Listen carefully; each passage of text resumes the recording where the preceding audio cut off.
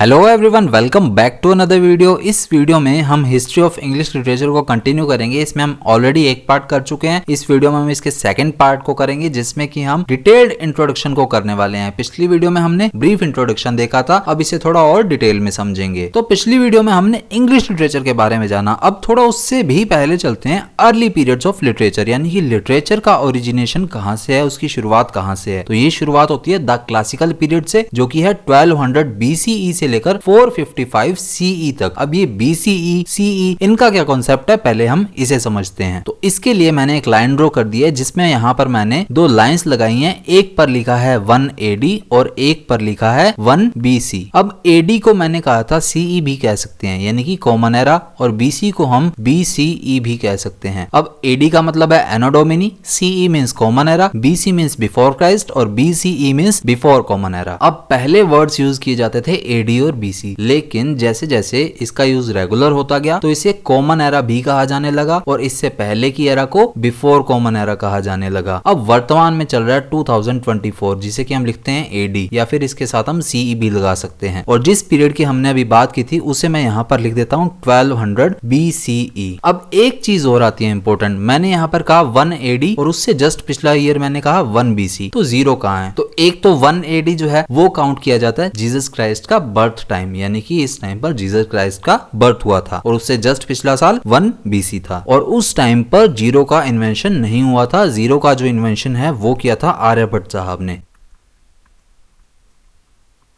तो आर्यभट्ट साहब ने जीरो का इंट्रोडक्शन दिया 5th सेंचुरी में, यानी कि 401 से लेकर 500 AD के बीच में इन्होंने कहीं पर जीरो को इंट्रोड्यूस किया। लेकिन कैलकुलेशन के अंदर इनका यूज जो है वो ब्रह्मगुप्त साहब ने किया 628 AD के अंदर। अब AD का क्या मतलब हुआ? एनो डोमिनी, यानी कि जो प्रेजेंट टाइम चल रहा है। और AD से जस्ट पहले जिसकी शुरुआत हुई थी वो था BC, यानी कि हम जैसे -1 लिखते हैं तो -1 की जगह 1 BC लिख देंगे, -1200 की जगह हम लिख देंगे 1200 BC या फिर 1200 BC। तो ये हमारा मेजर कॉन्सेप्ट है। अब चलते हैं वापस लिटरेचर की तरफ। तो द क्लासिकल पीरियड था 1200 BC से लेकर 455 AD या 455 CE तक। पहला डिवाइडेशन था होमरिक और हीरोइक पीरियड। ये कब से कब तक था? 1200 BCE से लेकर 800 BCE तक, यानी कि 1200 BCE से लेकर कहीं यहाँ पर 800 BCE तक ये रहा। ये कौन सा पीरियड था? होमरिक या फिर हीरोइक पीरियड हम कह सकते हैं। यहाँ पर मैं नंबर 1 लगा देता हूँ। इसमें मेजर वर्क ग्रीक वर्क लिखा गया। होमर एक ग्रीक राइटर थे, उन्होंने लिखा the Iliad and the Odyssey. ये उनका वर्क है जिसका हमें इंग्लिश में ट्रांसलेशन पढ़ना पड़ता है, इसीलिए हम लिटरेचर के बारे में थोड़ा बहुत जान रहे हैं, क्योंकि होमर का मेन वर्क है the Iliad and the Odyssey, जो कि हमें इंग्लिश ट्रांसलेशन में पढ़ना पड़ता है आज के टाइम में। फिर सेकंड पीरियड है क्लासिकल ग्रीक पीरियड। ये रहा 800 BCE से लेकर 200 BCE तक। 800 BCE से लेकर 200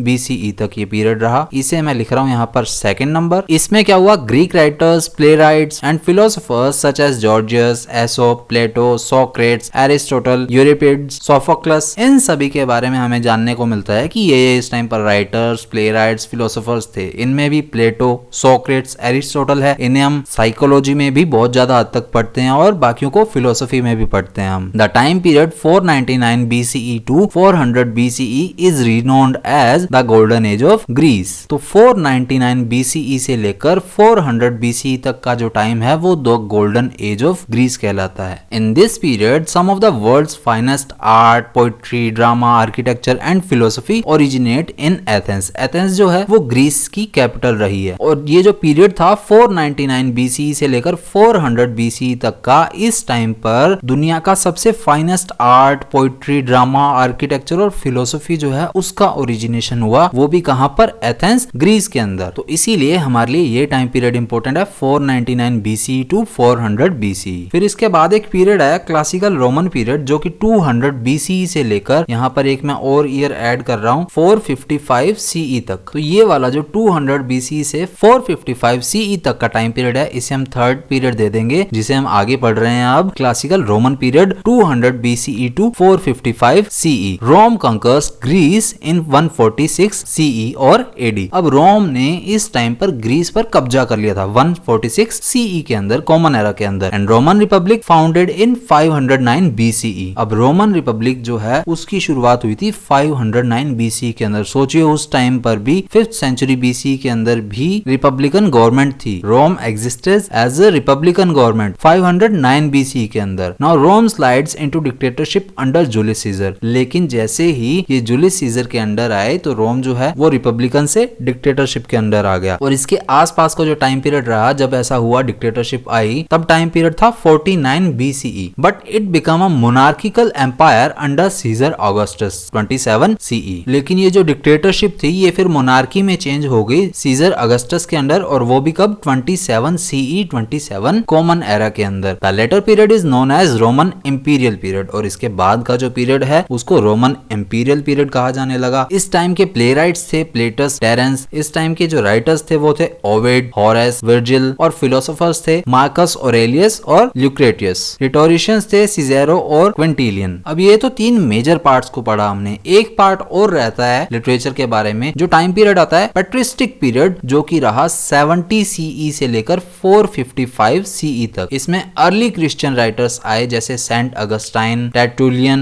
Saint Cyprian, Saint Ambrose, Saint Jerome. और खास बात है Saint Jerome first compiles the Bible. Saint Jerome ने कंपाइल किया पहली बार बाइबल को। और इस टाइम तक क्रिश्चियनिटी पूरे यूरोप में स्प्रेड कर चुकी थी, फैल चुकी थी क्रिश्चियनिटी। यानी कि जो आज के टाइम पे क्रिश्चियंस जो हैं चर्च वगैरह में जाते हैं, ये उस टाइम पर यूरोप में बहुत ज्यादा फैल चुका था। Roman empire suffers its dying conversions. और इसी वजह से रोमन एम्पायर का डिक्लाइन भी जो है वो शुरू होने लगा। रोमन एम्पायर जो है उसका जो कब्जा है वो बहुत कम रह गया था। Barbarians attack Rome in 10 CE and the city finally falls to them completely in 455 CE। अब बारबेरियंस ने रोम पे अटैक कर दिया था जो रोम ने कब्जा कर रखा था। और वो कब किया था अटैक? 10 CE के अंदर। लेकिन वो लड़ते रहे और फाइनली 455 CE तक, यानी कि 445 साल बाद 455 जब आया, तब फाइनली रोमन्स जो हैं इनका डिक्लाइन हो चुका था। और इसी के साथ हमारी हिस्ट्री ऑफ इंग्लिश लिटरेचर की शुरुआत होती है, जिसमें फर्स्ट पीरियड आता है द ओल्ड इंग्लिश और एंग्लो सेक्सन पीरियड, जो कि 450 AD से लेकर 1066 AD तक था। अब इसमें भी शुरुआत होती है डार्क एजेस से। डार्क एजेस कौन सी है? 455 से लेकर 799 CE तक। It occurs when Rome falls and barbarian tribes move into Europe. जैसे ही रोम का फॉल शुरू हो गया और बारबेरियंस ने वहां पर कब्जा करना शुरू कर दिया, तो 455 से 799 CE और कॉमन एरा के अंदर जो है बारबेरियन ट्राइब्स जो है वो यूरोप में मूव करने लगे, वहां पर आकर रहने लगे। Angles, Saxons and Jutes migrate to Britain. अब ये जो बारबेरियन ट्राइब थी इनमें मेजरली कौन कौन थे? एंजल्स थे, सैक्सन्स थे, ज्यूट्स थे, जो कि ब्रिटेन में या फिर यूरोप में माइग्रेट हुए, जिसकी वजह से इस एज को एंग्लो सैक्सन एज भी कहा जाता है। इनमें मेजर वर्क्स जो हुए वो थे बियोवुल्फ, जो कि एक एपिक है। इसके राइटर एनोनिमस हैं, यानी कि इसका राइटर कौन रहा उसके बारे में हमें कोई जानकारी नहीं है, लेकिन ये फर्स्ट मेजर एपिक भी कहा जाता है। इसके अलावा लिटरेचर में जो वर्क्स हुए उसमें द वंडरर, द सी फारर, ये भी हमारे लिए ओल्ड इंग्लिश पीरियड में या एंग्लो सैक्सन एज के अंदर इंपॉर्टेंट वर्क्स हैं। फिर सेकंड पीरियड आता है द मिडिल इंग्लिश पीरियड, जो कि 1066 AD से लेकर और 1500 AD तक रहा, जिसमें कि फर्स्ट पार्ट रहा 1066 टू 1340 AD तक। अब ये जो 1340 तक का पीरियड है इसे हम एंग्लो नॉर्मन एज भी कह देते हैं। और इस टाइम के अंदर इन बिटवीन लैंग्वेज हुई वो हम ऑलरेडी डिस्कस कर चुके हैं, क्योंकि ये जो ओल्ड इंग्लिश से फ्रेंच के बीच की जो लैंग्वेज थी वो इस टाइम पर यूज हुई। और इंपॉर्टेंट फैक्ट इसमें क्या हुआ? King John signed the Magna Carta in 1215। 1215 के अंदर किंग जॉन ने मैग्ना कार्टा जो है वो साइन किया था। मैग्ना कार्टा क्या है ये हम बाद में जानेंगे। और इसमें बहुत ज्यादा कुछ खास लिटरेचर का वर्क हम नहीं पढ़ते हैं। फिर सेकंड पीरियड आता है एज ऑफ चौसर, जो कि 1340 से 1400 तक है। इसमें कहीं कहीं 1343 भी मिलेगा, ये मैं आपको बता चुका हूँ। चौसर वॉज बोर्न इन 1340 या कहीं कहीं मिलेगा 1343। चौसर का बर्थ 1340 या 1343 के आसपास हुआ। He is the father of English poetry, तो इन्हें फादर ऑफ इंग्लिश पोइट्री भी कहा जाता है। और ये जॉन ड्राइडन साहब ने हमें कहा था he chose East Midland dialect to write poetry. अब उस टाइम पर प्रॉपर इंग्लिश तो डेवलप हुई नहीं थी, प्रॉपर इंग्लिश हमारे बीच चौसर साहब ही लेकर आए हैं। तो जब इनका राइटिंग पीरियड का टाइम था तो पोइट्री लिखने के लिए इन्होंने एक डायलेक्ट चूज की, एक बोली चूज की, जो थी east mid Midland dialect, 4 languages of that time in London. उस टाइम लंदन में 4 टाइप की बोलियां बोली जाती थी, द नॉर्दर्न और नॉर्थम्ब्रियन, फिर दूसरी थी कैंटिश, थर्ड थी ईस्ट मिडलैंड डायलेक्ट और फोर्थ थी सदर्न, जिसमें से चौसर साहब ने चूज की ईस्ट मिडलैंड डायलेक्ट। तो हमारे लिए ये इंपॉर्टेंट रहती है कि चौसर साहब ने जो बोली यूज की, जो डायलेक्ट चूज की राइटिंग के लिए, पोइट्री राइटिंग के लिए, वो थी ईस्ट मिडलैंड डायलेक्ट। और इसी टाइम पीरियड में वॉर ऑफ 100 ईयर्स हुआ, जो कि 1338 से लेकर 1453 तक था, जिसे कि हम वॉर ऑफ 100 ईयर्स भी कहते हैं। ये हुआ था इंग्लैंड और फ्रांस के बीच में।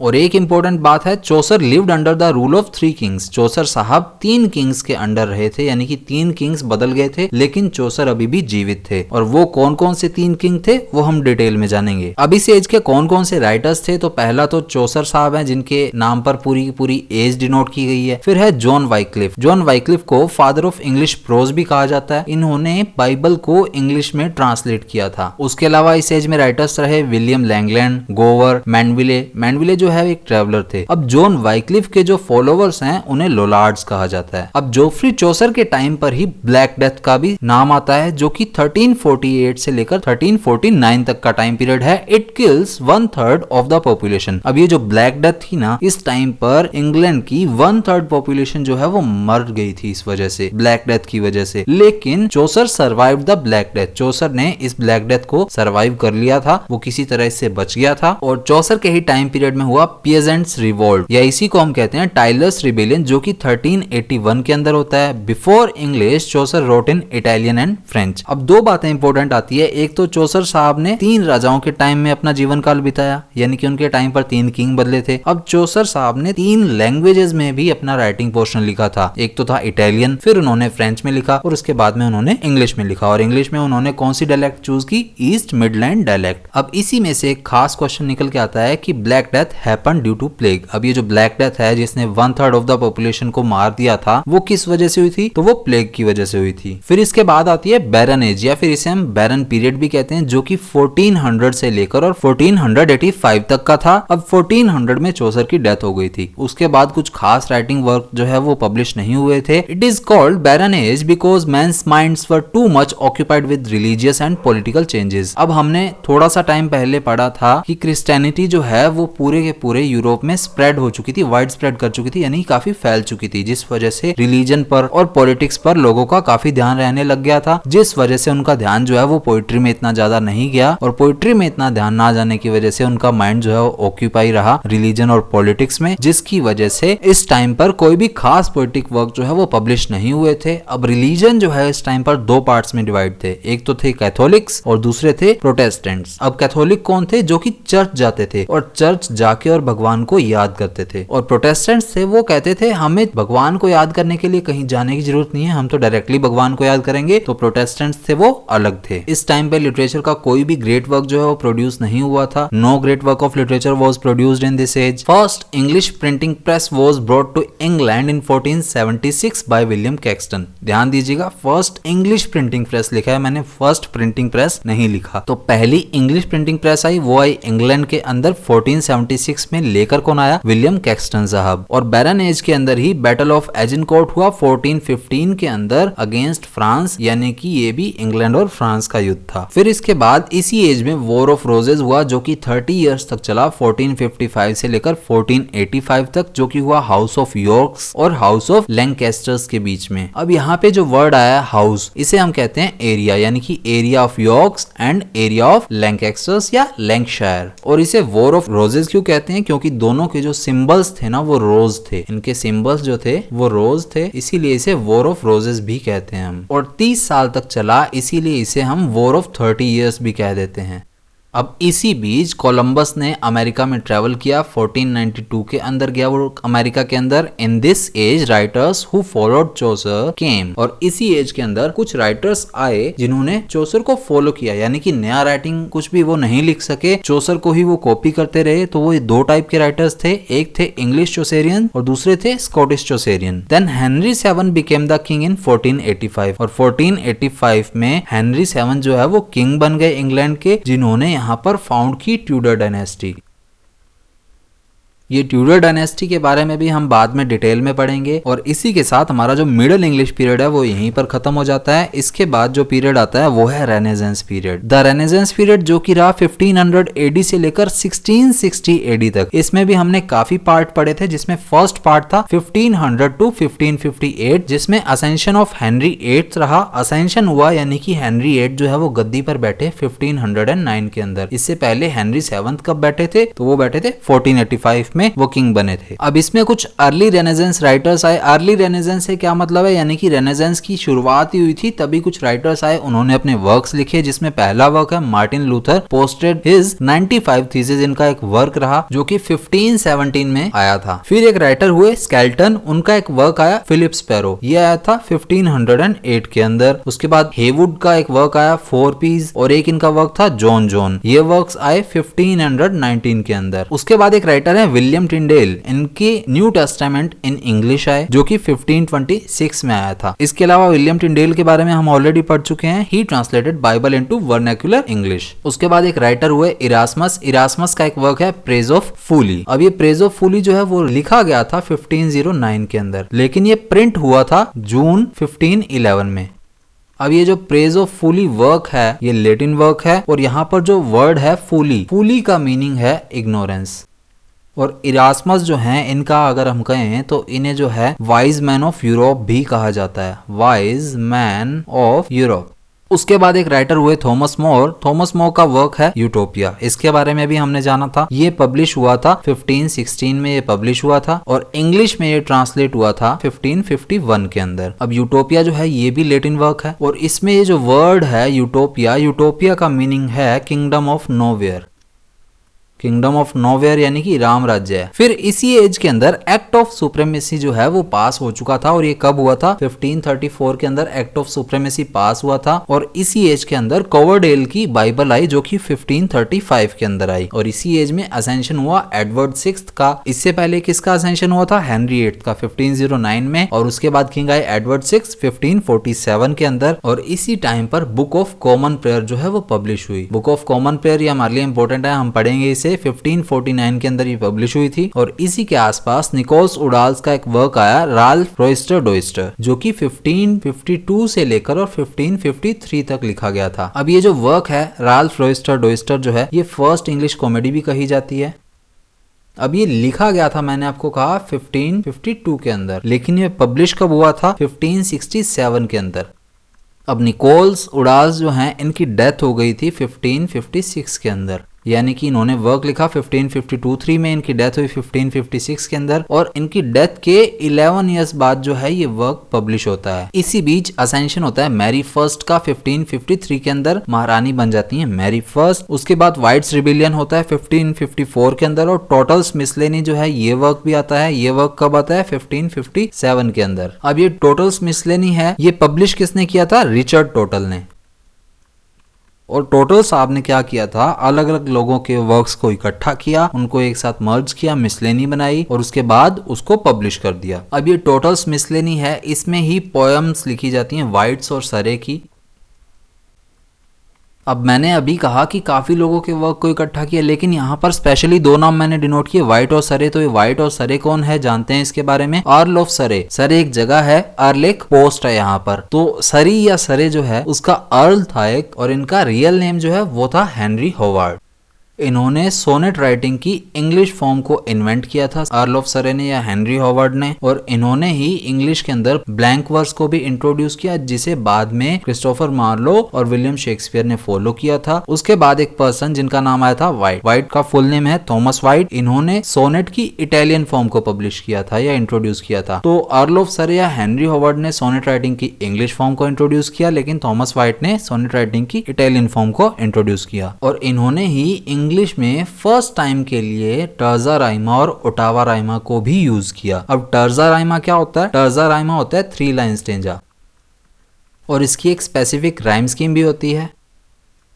अब इसकी राइम स्कीम जो है उसे हम देखें टर्जा राइमा में तो 3-3 लाइन के स्टेंजास बनाए जाते हैं और ये काफी स्टेंजास होते हैं जिनमें राइम स्कीम रहती है। जैसे पहला स्टेंजा शुरू होगा तो उसकी राइम स्कीम होगी A B A, second stanza की फिर बी से ही डिराइव करके आगे शुरू करेंगे तो बी सी बी, फिर मिडल लाइन का जो एंडिंग राइम होगा उससे नेक्स्ट स्टेंजा को शुरू किया जाएगा तो वो होगा सी डी सी, फिर next stanza D E D, फिर उससे next stanza E F E, इस तरह से कंटिन्यूअसली चलता रहेगा। अब टर्जा राइमा का बेस्ट एग्जांपल देखा जाए तो वो है ode to the west wind जो कि आरपीएससी फर्स्ट ग्रेड के अंदर सिलेबस में भी है। उसके बाद थॉमस वाइट ने यूज किया ottava Raima for the first time.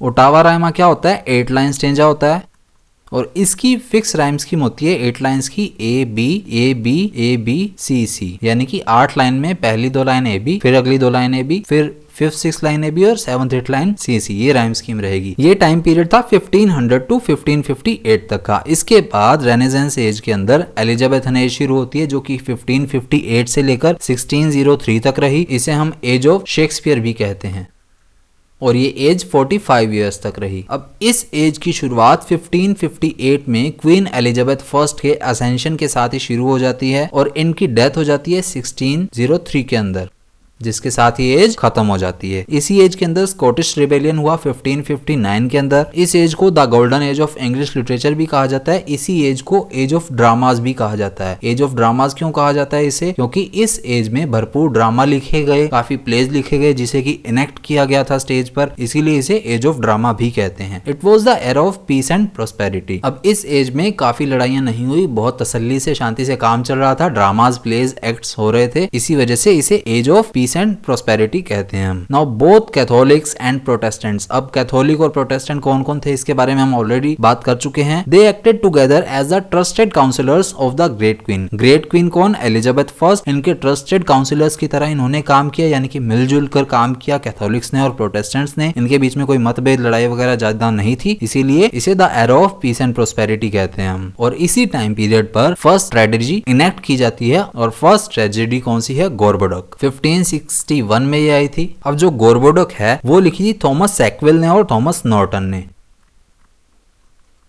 अब ये जो ट्रेजेडी है इसका सब टाइटल भी था एक, इसका सब टाइटल क्या था, फेरेक्स एंड पोरेक्स।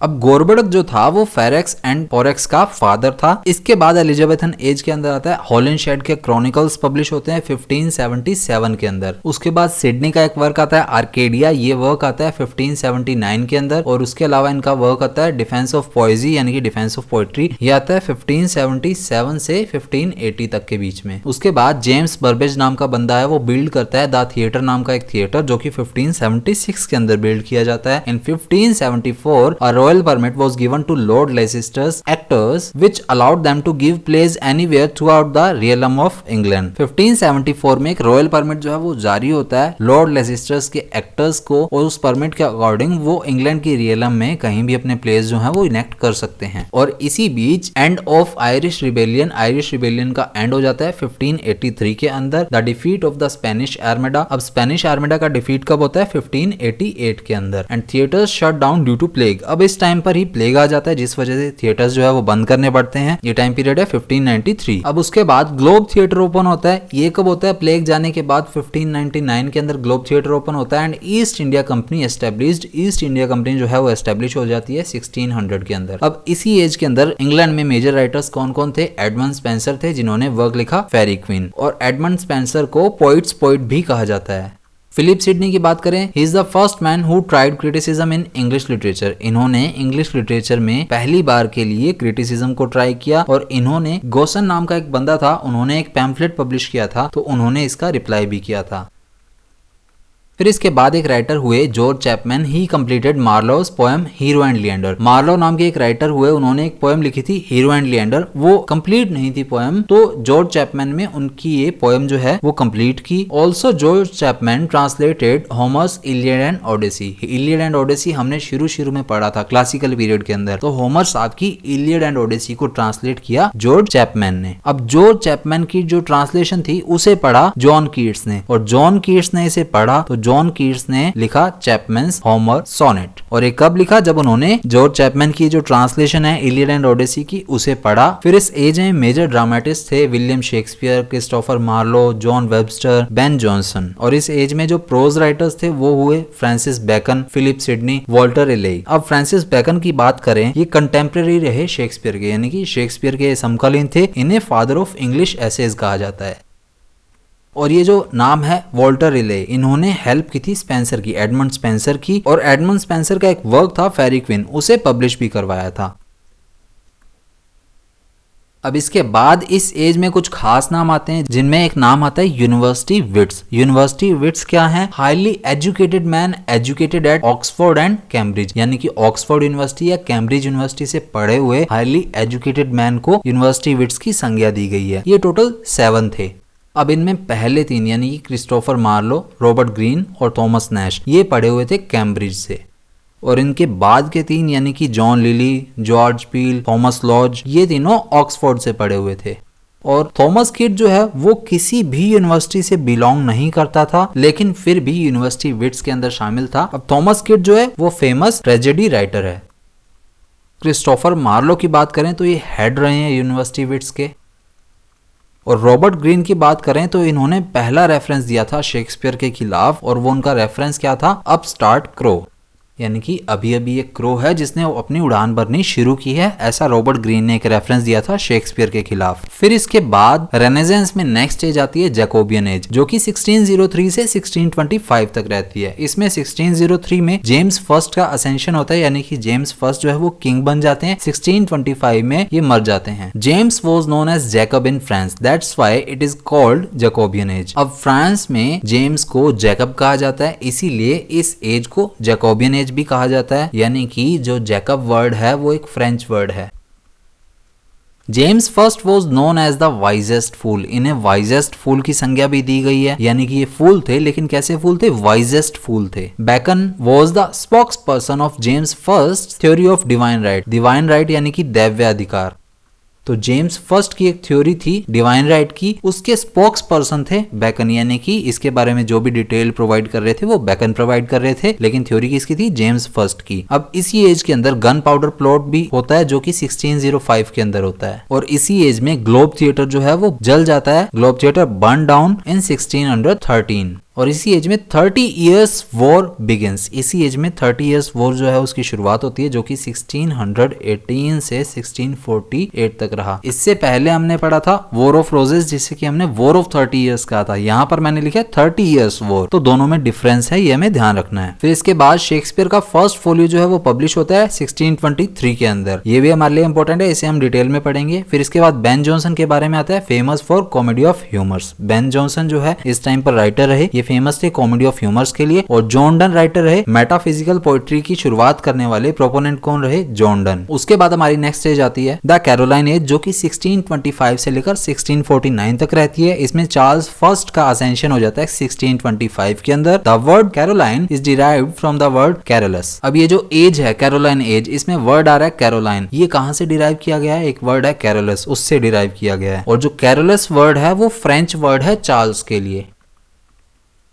और चार्ल्स फर्स्ट इस टाइम के किंग रहे हैं। Charles first dissolve the parliament in 1629 and he ruled without parliament till 1640। अब 1629 के अंदर इन्होंने पार्लियामेंट को रद्द कर दिया था, डिसॉल्व कर दिया था, और इन्होंने बिना पार्लियामेंट के 1640 तक 11 साल तक रूल किया। अब इस टाइम पर एक मेजर नेम आता है, पार्लियामेंट लीडर रहे पिम, ये हमारे लिए इंपॉर्टेंट नेम है। Then the parliament formed in 1640 is known as long parliament. और उसके बाद 1640 में जो पार्लियामेंट फॉर्म की गई, बनाई गई, उसे लॉन्ग पार्लियामेंट कहा जाता है। इसके बाद एक पर्सन है आर्क बिशप लाउड, ये जो है माउथ पीस रहे चार्ल्स फर्स्ट के, यानी कि चार्ल्स फर्स्ट जो ऑर्डर देता उसे आगे कौन बताता? Archbishop Laud. Now Pym, Hampden and Cromwell revolted at that time against Charles first. Charles first के अगेंस्ट पिम ने, हैम्पडन ने और क्रोमवेल ने रिवोल्ट किया। और 1642 में सिविल वॉर जो है इंग्लैंड में शुरू हो चुके थे, यानी कि गृह युद्ध, यानी कि आपसी मतभेद होने लगे थे, जिसकी वजह से इंग्लैंड में सिविल वॉर हुए। Theatres were closed in England in 1642 और 1642 में इंग्लैंड में थिएटर्स जो है वो बंद हो गए थे। और ये बंद किसने करवाए थे? क्रोमवेल ने। नेक्स्ट है प्रेस्बाइटेरियनिज्म इन इंग्लैंड, यानी कि इंग्लैंड के अंदर प्रेस जो है वो बैन कर दी गई थी और ये बैन कब हुई थी 1643 के अंदर। अब इस एज के जस्ट बाद और इसी एज में मेटाफिजिकल पोइट्स भी आएंगे। तो metaphysical poets and cavalier poets were in both ages, Caroline and Commonwealth age. इस एज के जस्ट बाद आएगी कॉमनवेल्थ एज, तो कैरोलाइन एज और कॉमनवेल्थ के अंदर मेटाफिजिकल पोइट्स भी होंगे और कैवेलियर पोइट्स भी होंगे। The age of Milton is also known as the Caroline and Commonwealth age, और एक एज डिनोट की गई है द एज ऑफ मिल्टन, उसके अंदर ये दोनों एजेस आती हैं, the Caroline and the Commonwealth age. अब 1649 के अंदर चार्ल्स फर्स्ट को एग्जीक्यूट कर दिया गया, उसे मार दिया गया। अब चार्ल्स फर्स्ट जो थे वो कैथोलिक थे। अब कैथोलिक्स कौन थे? जो चर्च जाते थे और चर्च जाके भगवान को याद करते थे। The poets who favoured Charles first were known as Caroline poets और कैवेलियर पोइट्स। अब चार्ल्स फर्स्ट को जो फेवर कर रहे थे उन पोइट्स को कैरोलाइन पोइट्स कहा जाता है, उन्हीं पोइट्स को कैवेलियर पोइट्स भी कहा जाता है। हमने पढ़ा ऊपर metaphysical poets and cavalier poets. Cavalier poets bring to the mind the careless temper of the royalist who followed king Charles with devotion of which he was unworthy. अब cavalier poets जो हैं उनका क्या कहना है कि जो रॉयलिस्ट है ना वो लापरवाह हैं, वो लापरवाह स्वभाव के हैं और उनके ही लापरवाह स्वभाव को ये कैवेलियर पोइट्स जो हैं वो ध्यान में लाते हैं, यानी कि सबके सामने लाते हैं, सबके समक्ष लाते हैं। और कैवेलियर पोइट्स ही कहते हैं कि हम जिस किंग को यानी कि चार्ल्स फर्स्ट को फॉलो कर रहे हैं इतना डिवोशन से, वो उसके लायक नहीं है, वो उसके वर्दी नहीं है। And dance bars war band by Cromwell in 1642। अब 1642 में क्रोमवेल ने पहले थिएटर्स बंद करवाए और साथ ही साथ डांस बार्स भी बंद करवा दिए थे। अब नेक्स्ट एज आती है प्यूरिटन एज, जिसे कि हम कॉमनवेल्थ एज या इंटररेग्नम पीरियड भी कहते हैं। ये 1649 से लेकर 1660 तक रहा। Oliver Cromwell was the king of that time. King हम अच्छे से नहीं कह सकते हैं इसे, लेकिन हाँ एक तरह से सरकार जो है वो ओलिवर क्रोमवेल इस टाइम पर चला रहा था और क्रोमवेल जो था वो प्रोटेस्टेंट था।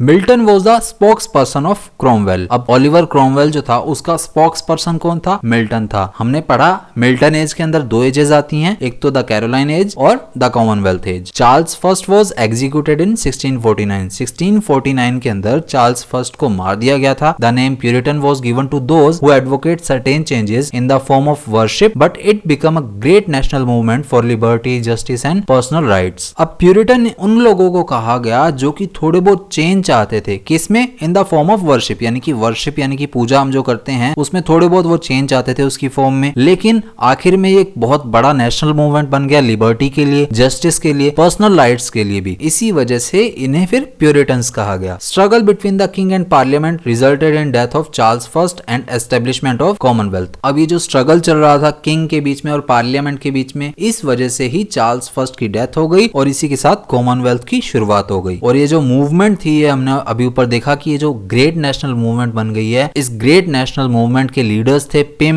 हैम्पडन, Cromwell and Milton were the leaders of this movement, यानी कि इस मूवमेंट के लीडर्स थे। अब पिम जो था वो लीडर था पार्लियामेंट का जो कि इंग्लैंड में थी। हैम्पडन जो था ही was the head of the ships in England. England में जितनी भी शिप्स चल रही हैं उन सभी का हेड कौन था? हैम्पडन। और Oliver Cromwell was the leader of the army in England, यानी कि इंग्लैंड की जो भी आर्मी है उसका लीडर कौन है? क्रोमवेल है इस टाइम पर। और इसी टाइम पर 1653 के अंदर ओलिवर क्रोमवेल जो है वो लॉर्ड प्रोटेक्टर बन जाता है। Cromwell became the Lord Protector in 1653। Now Cromwell died and succeeded by his son Richard Cromwell in 1658। अब ओलिवर क्रोमवेल की तो 1658 में डेथ हो जाती है, लेकिन इसके बाद फिर कौन किंग बनता है? रिचर्ड क्रोमवेल इसे संभालता है 1658 के अंदर और इसके थोड़े टाइम बाद ही रिस्टोरेशन हो जाता है मोनार्की का। सो रिस्टोरेशन ऑफ मोनार्की इन 1660। जिस टाइम तक ये एज रहेगी उस टाइम के जस्ट बाद रिस्टोरेशन ऑफ मोनार्की होगी और 1660 के अंदर ही रीओपनिंग ऑफ थिएटर्स होता है, यानी कि थिएटर्स जो है वो वापस से खुल जाते हैं। इस टाइम पर मेजर पोइट्स रहे जॉन मिल्टन, एंड्रयू मार्वल। अब ये दोनों जो है वो कैरोलाइन और प्यूरिटन के बीच के टाइम में थे। अब इस टाइम पे जो प्रोज राइटर्स थे उनमें जॉन बनियन, थॉमस ब्राउन और रॉबर्ट बर्टन भी थे। अब हमने बात की कॉमनवेल्थ एज की, तो कॉमनवेल्थ एज के अकॉर्डिंग ही हम एक अभी नाम सुनते हैं कॉमनवेल्थ गेम्स। अब कॉमनवेल्थ गेम्स जो होते हैं उनमें वही देश जो है वो हिस्सा लेते हैं जो कि कभी के टाइम पर इंग्लैंड के गुलाम रहे हैं, उनके स्लेव रहे हैं। अब ओलिवर क्रोमवेल के बारे में, ये फादर थे,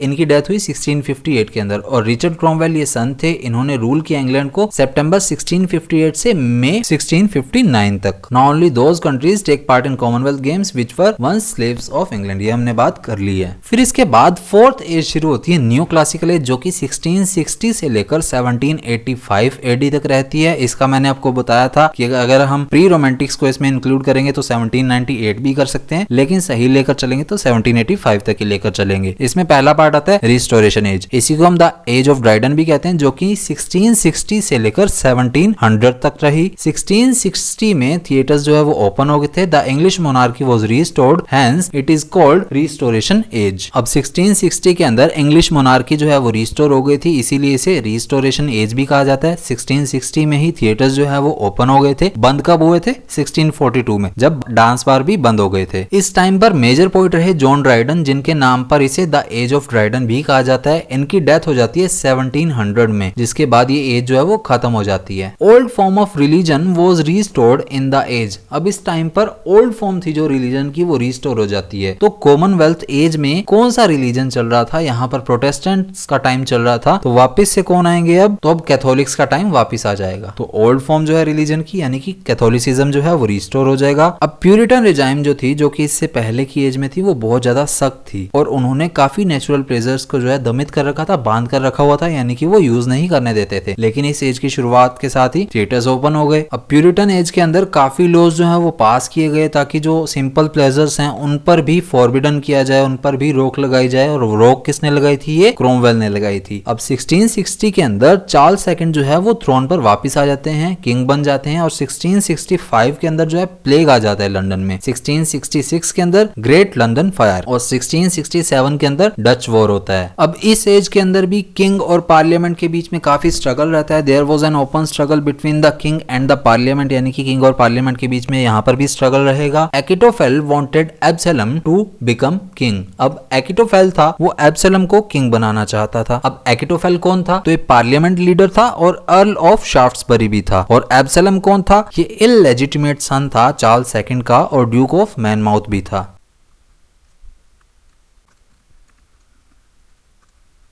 तो स्ट्रगल कैसे था? एकिटोफेल यानी कि अर्ल ऑफ शाफ्ट्सबरी जो है वो एब्सलम को किंग बनाना चाहता था, यानी कि जो इललेजिटिमेट सन था चार्ल्स सेकंड का, उसे किंग बनाना चाहता था। लेकिन चार्ल्स सेकंड जो है वो जेम्स सेकंड को किंग बनाना चाहता था, जो कि उसका भाई था। Charles second wanted James second to become king after his death, but parliament was in favour of Absalom. अब चार्ल्स सेकंड जो है वो जेम्स सेकंड को किंग बनाना चाहता था, लेकिन पार्लियामेंट यानी कि अर्ल ऑफ शाफ्ट्सबरी यानी कि एकिटोफेल, वो किसे किंग बनाना चाहता था? एब्सलम को। तो उसने पूरी पार्लियामेंट को अपने फेवर में कर लिया कि हाँ भाई वोटिंग किसके लिए होगी? एब्सलम के लिए होगी। तो 1685 के अंदर फाइनली जेम्स सेकंड जो है वो किंग बन जाते हैं, असेंशन हो जाता है इनका। और जेम्स सेकंड जो है ये ओपन कैथोलिक थे और यही लास्ट कैथोलिक मोनार्क भी थे। और इसके बाद होता है ग्लोरियस रिवॉल्यूशन, जिसे कि हम ब्लडलेस रिवॉल्यूशन भी कहते हैं। ये कब होता है? ये होता है 1688 के अंदर। ब्लडलेस रिवॉल्यूशन का क्या मतलब है? कि कोई भी खून का कतरा तक नहीं बहता और राजा बदल जाता है। और राजा कौन बनता है फिर? King Willie. अब ये राजा कब बनता है? 1688 में, ascension of William of Orange in 1688। इसे ही हम किंग विली भी कहते हैं और इसे ही हम विलियम थर्ड भी कहते हैं, William third of Orange. Now John Evelyn and Samuel Pepys were two of the most celebrated English diarist of this age. अब ये दोनों एवलिन और पेपीज जो हैं, ये दोनों इस एज में फेमस डायरिस्ट रहे, यानी कि डायरी राइटर्स रहे। अब ये दोनों ही फेमस क्यों थे? क्योंकि हमने अभी पढ़ा कि 1666 के अंदर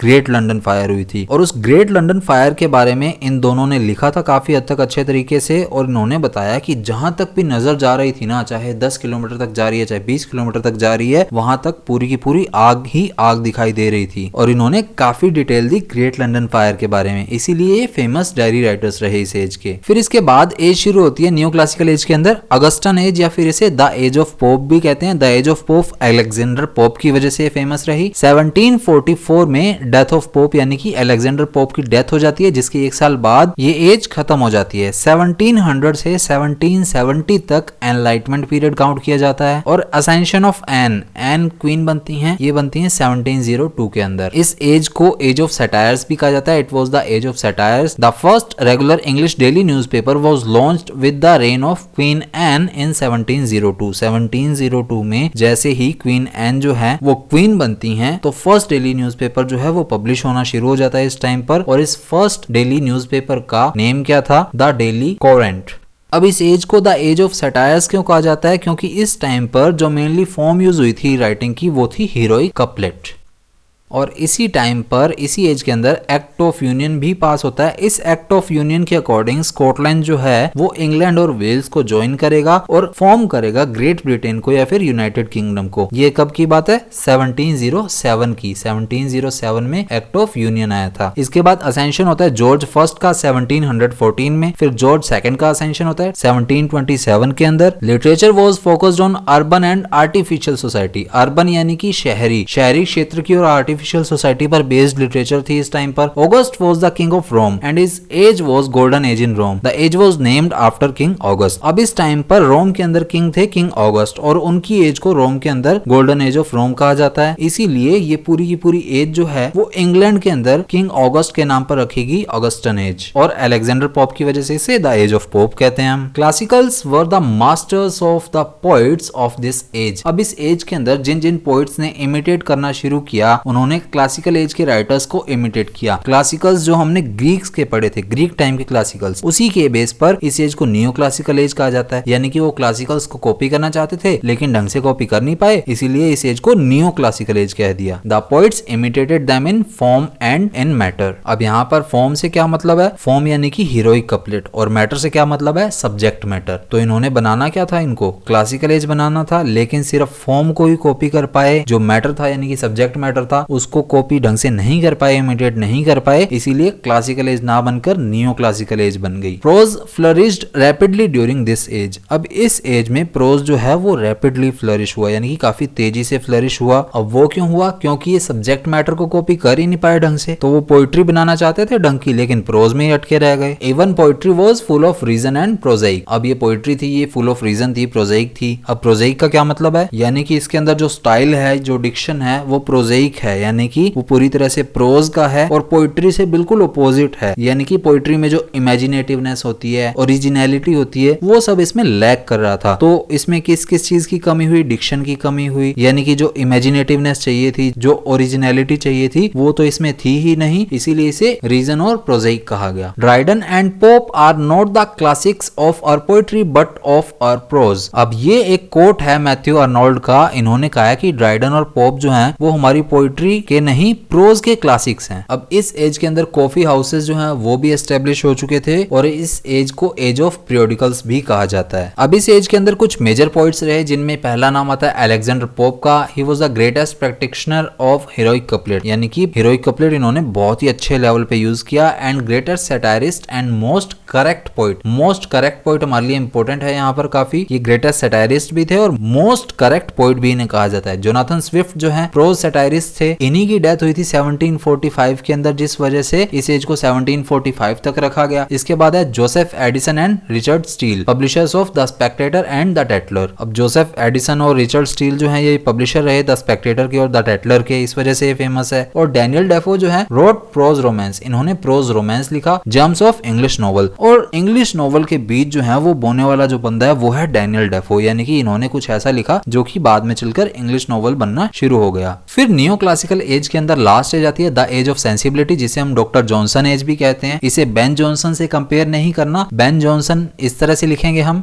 लेकिन डॉक्टर जॉनसन जो है उसमें एक एक्स्ट्रा अल्फाबेट आ रहा है एच, तो बेन जॉनसन से इसे बिल्कुल भी रिलेट नहीं करना है। ये एज रही 1745 से लेकर 1785 तक। Doctor Johnson was the leader of this age. इस एज का लीडर कौन कहा जाता है? डॉक्टर जॉनसन को कहा जाता है। इन्होंने 1755 में डिक्शनरी लिखी थी, so he was the first man to write a dictionary in 1755। और इसी टाइम पीरियड के अंदर ही East India Company wins the battle of Plassey. Plassey का युद्ध हुआ था जो कि ईस्ट इंडिया कंपनी ने जीत लिया था 1757 के अंदर। और इसी एज में जॉर्ज थर्ड का असेंशन होता है। ये कब होता है? 1760 में। और इसी टाइम पर east India company battle of Buxar यानी कि बक्सर का युद्ध भी जीत जाती है। ये कब होता? 1764 में। First edition of encyclopedia Britannica. अब जो हम मोटी सी एनसाइक्लोपीडिया पढ़ते हैं, इसका फर्स्ट एडिशन कब आया था? तो ये आया था 1768 में। और इसी एज में अमेरिकन वॉर ऑफ इंडिपेंडेंस हुआ जो कि 1776 में हुआ था। और 1776 के अंदर ही जुलाई 4 को अमेरिका इंडिपेंडेंट हो गया गया था ब्रिटेन से। तो ये कब हुआ? जुलाई 4, 1776। और इसी टाइम पीरियड के अंदर फ्रेंच रेवोल्यूशन हुआ जो कि काफी फेमस है, 1789 में हुआ था ये। अब जो प्रेस की फ्रीडम थी उस पर कुछ रेस्ट्रिक्शंस लगाई गई जिसे कि हम लाइबल एक्ट भी कहते हैं। ये कब हुआ था? तो ये हुआ था 1792 में। और फ्रेंच रेवोल्यूशन का ही एक की फिगर था रोबेस्पियरी, इनका एग्जीक्यूशन हुआ था, ये हुआ था 1794 के अंदर।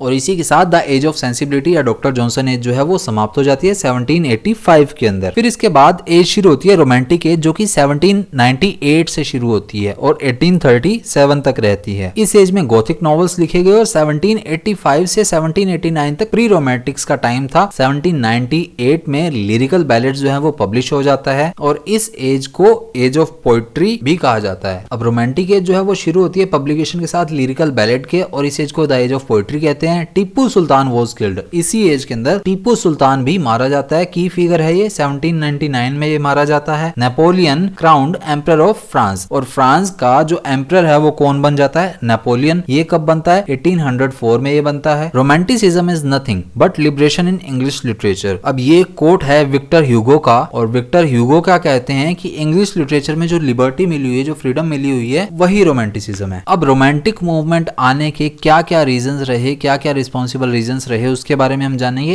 एक्सेसिव यूज ऑफ रूल्स, इस टाइम पे रूल्स काफी चल रहे थे, उनका बहुत ज्यादा यूज हो चुका था। उससे बचने के लिए जो मूवमेंट शुरू हुआ था वो था romantic movement. The French revolution जो कि 1789 में हुआ था, ये किस लिए था? लिबर्टी के लिए, इक्वालिटी के लिए और फ्रेटर्निटी के लिए। और उसके अलावा रूसो का भी इन्फ्लुएंस था। रूसो का क्या इन्फ्लुएंस था? Man is born free but everywhere he is in chains, यानी कि आदमी पैदा तो होता है फ्री लेकिन उसके बाद वो पूरी उम्र बेड़ियों में ही बंधा रहता है। Bishop Thomas Percy's the Reliques of Ancient English Poetry. अब बिशप थॉमस पर्सी का एक वर्क है the Reliques of Ancient English Poetry. ये एक कलेक्शन है बैलेड्स का, पॉपुलर सॉन्ग्स का, और इसे जो है बिशप थॉमस पर्सी ने कलेक्ट किया था और पब्लिश किया था 1765 के अंदर। अब इस टाइम पे प्री रोमांटिक्स के जो पोइट्स थे और प्रोज राइटर्स थे उनके बारे में जानेंगे। तो प्री रोमांटिक एज के जो पोइट्स थे उनमें थॉमस ग्रे आते हैं, जेम्स थॉमसन आते हैं, विलियम कॉलिंस आते हैं, विलियम कॉपर आते हैं, विलियम ब्लैक आते हैं, और इस टाइम पे जो प्रोज राइटर थे वो थे ओलिवर गोल्डस्मिथ। ये हम प्री रोमांटिक्स की बात कर रहे हैं जो कि हमने 1785 से 1789 तक के पढ़े हैं। और प्रोज राइटर कौन थे? Oliver Goldsmith. अब ये जो चीज ट्राई कर रहे थे प्री रोमांटिक्स वो नहीं कर पाए थे, इसीलिए इन्हें प्री रोमांटिक्स कहा जाता है, क्योंकि इस टाइम पर प्रोज को जरूरत थी आइडियाज की और पोइट्री को जरूरत थी स्ट्रॉन्ग इमेजिनेशन की, जिसकी कि यहाँ लैक हो रहा था, जिसकी कमी हो रही थी। और इन सब के बाद आए रोमांटिक्स। रोमांटिक राइटर्स जिनमें 5 फेमस नाम आते हैं, विलियम वर्ड्सवर्थ, एस.टी. कॉलरिज। ये जो शुरू के 2 नाम हैं ये लिरिकल बैलेड्स वाले बंदे हैं। इसके बाद जी बायरन, पी.बी. शेली और जॉन कीट्स। अब ये जो पहले वाले 2 बंदे हैं विलियम वर्ड्सवर्थ और एस.टी. कॉलरिज, अब एक चीज इनमें रोमांटिक्स में फेमस है, देखिए विलियम वर्ड्सवर्थ, एस.टी. कॉलरिज, जी बायरन, पी.बी. शेली और जॉन कीट्स, इनके बर्थ ईयर को देखिए और फिर डेथ ईयर को देखिए। बर्थ ईयर में हम चलेंगे तो सबसे पहले 1770 में विलियम वर्ड्सवर्थ का जन्म हुआ, उसके बाद एस.टी. कॉलरिज, फिर जी बायरन, फिर पी.बी. शेली, फिर जॉन कीट्स। लेकिन मरने के टाइम में उल्टा है, सबसे पहले मरा जॉन कीट्स, उसके बाद पी.बी. शेली, फिर जी बायरन, फिर एस.टी. कॉलरिज और एंड में विलियम वर्ड्सवर्थ। तो ये हमारे लिए इंपॉर्टेंट है, इसीलिए इनके बर्थ और डेथ ईयर्स मैंने यहाँ पर मेंशन किए हैं। अब ये जो पहले जो 2 बंदे हैं विलियम वर्ड्सवर्थ और एस.टी. कॉलरिज, इन्हें जो है ओल्डर रोमांटिक्स भी कहा जाता है और अर्ली रोमांटिक्स भी कहा जाता है। और ये जो लास्ट वाले 3 बंदे हैं जी बायरन, पी.बी. शेली और जॉन कीट्स, इन्हें जो है यंगर रोमांटिक्स या फिर लेट रोमांटिक्स कहा जाता है। अब ऐसा क्यों है? ओल्डर रोमांटिक्स यानी कि ये जो ओल्ड टाइम में आए थे या फिर बूढ़े होकर मरे। अर्ली रोमांटिक्स इन्हें क्यों कहते हैं? क्योंकि ये अर्ली टाइम में आ गए थे। और बाकी लास्ट वाले 3 को यंगर रोमांटिक्स क्यों कहा जाता है? क्योंकि ये यंग एज में मर गए। और लेट रोमांटिक्स क्यों कहा जाता है? क्योंकि ये लेट पीरियड में आए। इस टाइम पर जो प्रोज राइटर थे रोमांटिक एज के वो थे Charles Lamb, William Hazlitt, Thomas De Quincey, और जो नॉवलिस्ट थे रोमांटिक एज के उनमें जॉन ऑस्टिन और वॉल्टर स्कॉट का नाम आता है। अब इसी के बाद जॉर्ज फोर्थ का असेंशन हो जाता है और ये कब होता है? 1820 के अंदर। फिर उसके बाद नेशनल गैलरी जो है वो फाउंड हो जाती है और ये कब शुरू होती है? 1824 के अंदर। उसके बाद विलियम फोर्थ का असेंशन होता है, ये कब होता है? 1830 के अंदर। और इसके बाद क्वीन विक्टोरिया जो है वो राजगद्दी पर आती है 1837 के अंदर, जिनके असेंशन के साथ ही विक्टोरियन एज शुरू होती है। तो अभी हम पढ़ेंगे न्यू क्लासिकल और रोमांटिक एज के जो बीच में डिफरेंस था वो क्या था। न्यू क्लासिकल को स्यूडो क्लासिकल भी कहा जाता है, यानी कि जो क्लासिक बनना चाहते थे लेकिन स्यूडो क्लासिक रह गए, प्रॉपर क्लासिक नहीं बन पाए। तो न्यू क्लासिक क्लासिकल एज के अंदर जो पोइट्री थी वो अर्बन लाइफ पर थी, यानी कि वो टाउन सेंटर्ड थी। लेकिन रोमांटिक एज के अंदर रूरल लाइफ पेस्टोरल पोइट्री थी, यानी कि रूरल लाइफ पर वो दिखा रहे थे सारा कुछ। न्यू क्लासिकल एज के अंदर नो प्लेस फॉर नेचर, यानी कि नेचर की कोई जगह नहीं थी। लेकिन रोमांटिक एज के अंदर रिटर्न टू नेचर, यानी कि जो पोइट्री थी वो पूरी की पूरी तरह नेचर पर फोकस्ड थी। न्यू क्लासिकल एज के अंदर they followed rules set by the classic writers, जो कि इनके पहले वाले राइटर्स ने रूल्स सेट किए हुए थे उन्हीं को फॉलो कर रहे थे न्यू क्लासिकल वाले। लेकिन रोमांटिक एज के राइटर्स ने सभी रूल्स को तोड़ के और अपने अकॉर्डिंग ही पोइट्री लिखी। न्यू क्लासिकल एज में no poetry about common man, no musical poetry. Common man के बारे में कोई भी पोइट्री नहीं थी, म्यूजिकल पोइट्री नहीं थी। लेकिन रोमांटिक एज में music through symbols, terms and thought, यहाँ पर म्यूजिक को भी रिप्रेजेंट किया गया, वो भी किसके थ्रू, सिंबल्स के थ्रू, टर्म्स के थ्रू, थॉट्स के थ्रू। न्यू क्लासिकल एज के अंदर only heroic couplet was used and satires were written, satires लिखे गए, हीरोइक कपलेट का बहुत ज्यादा यूज किया गया। लेकिन रोमांटिक एज में सभी लिटरेरी फॉर्म्स को ट्राई किया गया। इन्होंने टर्जा राइमा यूज किया, ओटावा राइमा यूज किया, blank verse, ode, lyric, ballads, elegy, sonnet, Spenserian stanza, इन सभी फॉर्म्स को इन्होंने अच्छे से ट्राई किया।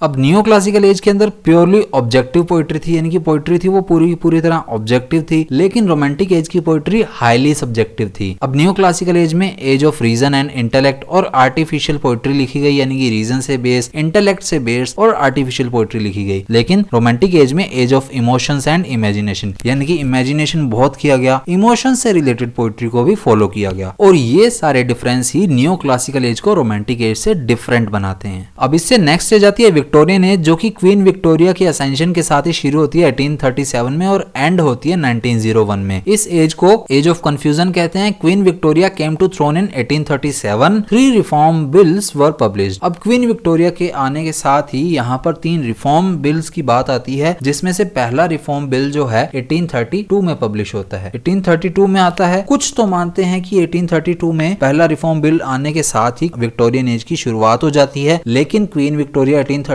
में थ्रोन पर आई थी, तो हम 1837 के अकॉर्डिंग ही विक्टोरियन एज की शुरुआत मानेंगे। सेकंड रिफॉर्म बिल जो है वो 1862 में आया था और थर्ड रिफॉर्म बिल जो है वो 1872 में आया था। अब इस एज को एज ऑफ कॉन्फ्लिक्ट्स भी कहा जाता है। और इस एज को एज ऑफ कॉन्फ्लिक्ट क्यों कहा जाता है? कि कॉन्फ्लिक्ट देखा गया अपर और लोअर क्लास के बीच में, डेमोक्रेसी और एरिस्टोक्रेसी के बीच में, मैन एंड वुमेन के बीच में और साइंस और रिलीजन के बीच में। अब डेमोक्रेसी क्या होती है? जिसमें कि डेमो यानी कि लोगों द्वारा, जनता द्वारा जो है अपना नेता चुना जाता है। और एरिस्टोक्रेसी क्या हो जाती है? जिसमें किंगशिप चलती है कि राजा का बेटा ही राजा बनेगा। अब साइंस और रिलीजन में ही कॉन्फ्लिक्ट होने की वजह से विक्टोरियन कॉम्प्रोमाइज भी हुआ। अब विक्टोरियन कॉन्फ्लिक्ट को जो है विक्टोरियन डायलेमा के नाम से भी जाना जाता है, यानी कि इसे विक्टोरियन डायलेमा या फिर विक्टोरियन कॉन्फ्लिक्ट या फिर इसे एक और नाम देंगे विक्टोरियन कंफ्यूजन, यानी कि धर्म संकट भी कहा जाता है। अब मैंने कहा साइंस और रिलीजन के कॉन्फ्लिक्ट की वजह से ही विक्टोरियन कॉम्प्रोमाइज हुआ। तो ये विक्टोरियन कॉम्प्रोमाइज क्यों हुआ? कि साइंस और रिलीजन दोनों ही एक साथ अपने बीच में चल रहे थे, तो उन दोनों के बीच का रास्ता चुना गया, यानी कि रिलीजन को भी फॉलो करो और साइंस को भी फॉलो करो और दोनों के बीच का रास्ता लेकर चलो। तो विक्टोरियन कॉम्प्रोमाइज यही था।